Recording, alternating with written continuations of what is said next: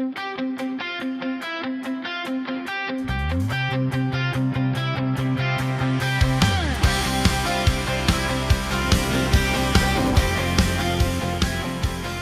Maguo naman, syempre nagutom. Yan, bumili kami ng donut, tsaka water lang. Yan, kasi anong oras niyan? Mga 9:30 na yata. And then, after po kami niyan, is wala na ibang masakyan. Ate, di paglugatan ni Manan. Papuntang Dagupan, guys. Diba?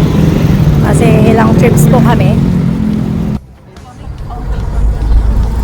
So, parang ngayon lang ulit ako sumakay sa ordinary mula nung ako ay college. Ganito yung itsura niya sa loob. Yan. So, kailangan siksikan talaga yung mga tao dito. And then, syempre, nagutom kami nung nakarating na kami sa Alaminos. Okay, kain muna ng lunch. Wala kaming mahanapang ibang kakainan. Dito lang meron. Hanggang sa sumakay na naman ulit kami. At dito na kami sa Victory Bus ba ito? Oo, Victory Bus. Maganda yung bus nila rito. Parang yung bus nung pumunta kami ng Cebu ba yun? Yeah. Ayan.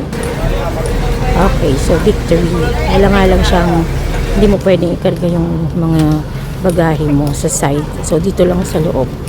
Tapos, maliit lang siya, kaya konti lang yung tao. But then, komportable kami kasi naka-aircon naman ito. So, paying time. Ayan, so malapit na kami sa Sual. Diretso na kami sa Sual po nito. Buti along the highway naman pala. Ayan, here we come. Ayan na po, napakataas.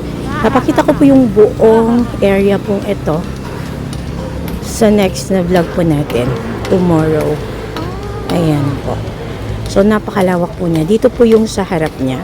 Ito po ang tinatawag nating West Manor Resort and Hotel ito actually. At kaya lang yung iba kasi dito ginagawa pa lang nila. Ayan. Binidyo ako ni Ma'am Evelyn. Siya yung nag-video niyan. Hello madam. Ayan po. Kaya after nyan, syempre, opening program. May short program. Pero before that, nag-register muna. Okay. Ayan po, kasama ko yung mga ALS focal person, mga ibang school head din na kasali sa training na to. Okay. Ayan po.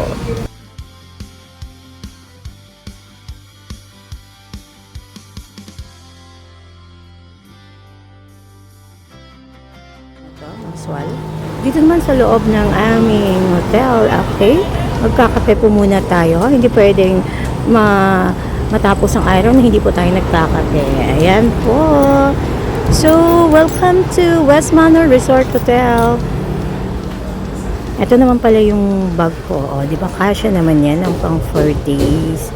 Depende na lang kung paano mo ayusin yung gamit mo. Wait for our day 2.